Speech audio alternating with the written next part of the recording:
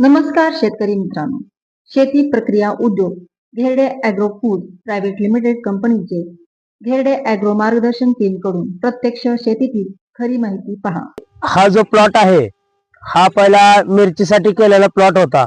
मिरचीचं उत्पन्न घेतल्यानंतर ह्याने त्याच मल्चिंग वरती हे स्वीटकॉर्न पीक केलेलं आहे।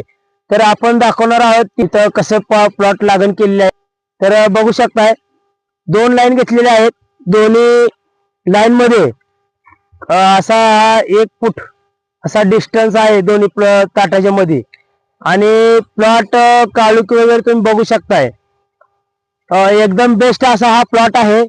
आणि अशा जर पद्धतीने तुम्हालाही लागण करायची असेल, तुम्हालाही स्वीटकॉर्न लागण करायची माहिती पाहिजे असेल तर तुम्ही नक्कीच या व्हिडिओला लाईक करा, शेअर करा, कमेंट करा। धन्यवाद।